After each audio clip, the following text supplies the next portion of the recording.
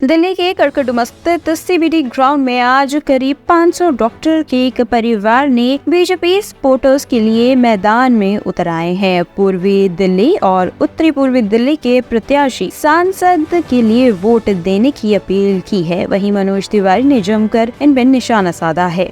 जैसे जैसे चुनाव नजदीक आ रहा है वैसे वैसे भारतीय जनता पार्टी या यूँ कहिए कि अन्य राजनीतिक पार्टियों के लोग जनता के दरबार पर पहुंच रहे हैं। इसी तरह का एक दरबार आज पूर्वी दिल्ली के मेजबान बैंक्वेट हॉल में सजा था, जहां पर डॉक्टर के करीब 500 परिवार शामिल हुए और उत्तर पूर्वी लोकसभा से सांसद एवं सांसद प्रत्याशी मनोज तिवारी और पूर्वी दिल्ली लोकसभा के सांसद प्रत्याशी हर्ष मल्होत्रा शामिल हुए। क्यों जरूरत पड़ी कि भारतीय जनता पार्टी के प्रत्याशियों को डॉक्टर फ्रेटर्निटी में बुलाया? देखिए, आज दिल्ली मेडिकल फोरम के जो सैकड़ों डॉक्टर्स और एक ईस्ट दिल्ली के कोने से लेकर दूसरी कोने से सैकड़ों डॉक्टर्स, बहुत सीनियर डॉक्टर्स आज आए हैं वो देश के प्रति अपना समर्पण दिखाने। जब क्लिनिक में वो बैठते हैं, हॉस्पिटल में बैठते हैं तो वो अपना मरीज के प्रति समर्पण, लेकिन आज वो आए हैं अपना राष्ट्र धर्म निभाने। मोदी जी ने जो पिछले दिनों में 10 साल में काम किया है, मेडिकल प्रोफेशन का ये कर्तव्य है।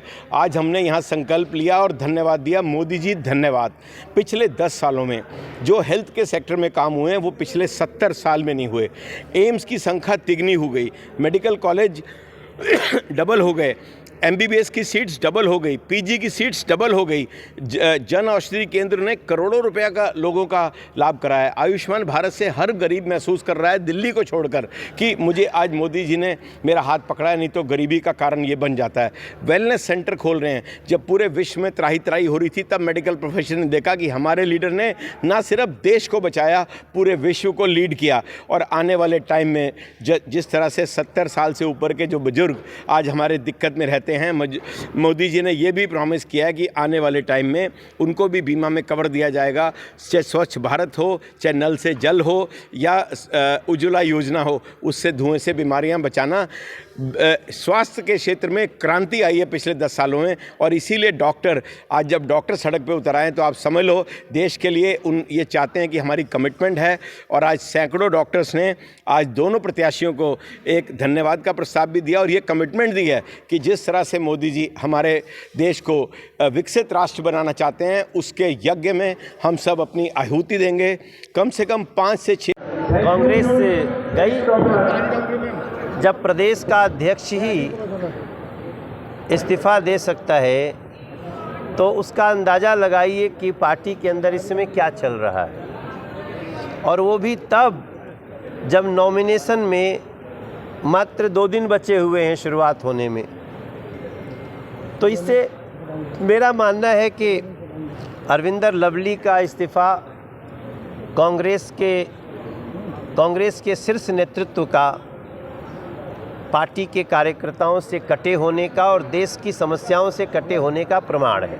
अंदरूनी कलह और साथ ही जो बाहरी लोग हैं उनको टिकट देने की बात कहकर उन्होंने अपना इस्तीफा दिया है। क्या लगता है बाहरी किसको कहा होगा उन्होंने? देखो, उन्होंने जो कहा है उसमें बहुत सारे अर्थ निकलते हैं, लेकिन ऐसे परिस्थिति में जो नहीं कहा जाता है उसको भी समझना चाहिए।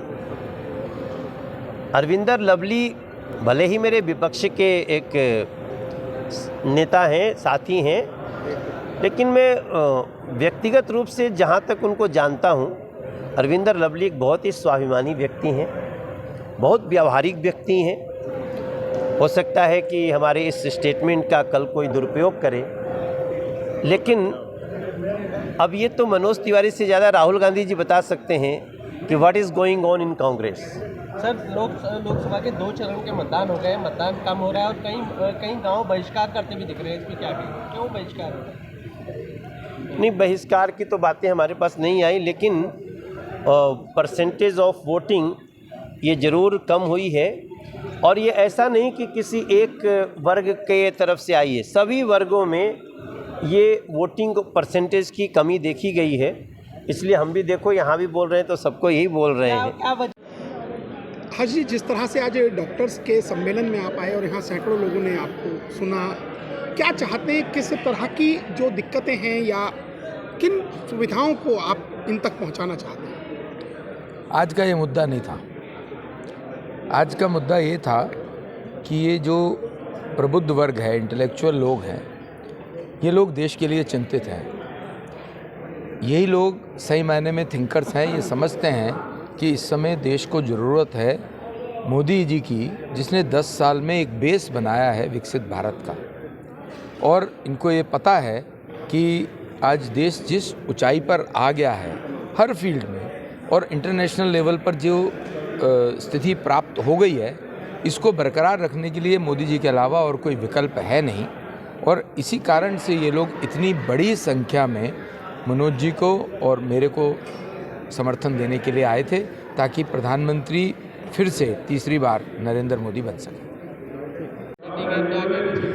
देखिए, ये दिल्ली मेडिकल फोरम के माध्यम से आज का जो कार्यक्रम है आप देख रहे हैं, और चूँकि लोकतंत्र का महापर्व चल रहा है, पूरे 5 साल हम लोग, चाहे समाज का कोई भी वर्ग हो, वह अपनी समस्याओं को लेके ये चाहता है कि जब उनका समाधान एक लोकल लेवल पे नहीं होता तो वो पार्लियामेंट की तरफ रुख करता है। अब चूँकि पार्लियामेंट के चुनाव होने हैं, तो ऐसे में जो लोग हमारा वहाँ प्रतिनिधित्व कर सकते हैं, तो उसी के निमित्त हमने आज का ये कार्यक्रम रखा है, जिसमें हमारे चिकित्सा क्षेत्र से जुड़े हुए जो मुद्दे हैं उनको लेके क्या इनके विचार हैं कैंडिडेट्स के, ये उन समस्याओं को किस तरीके से लेते हैं और उसके ऊपर क्या इनका एक विज़न रहने वाला है, तो उसी में हमने आज का ये प्रोग्राम रखा है।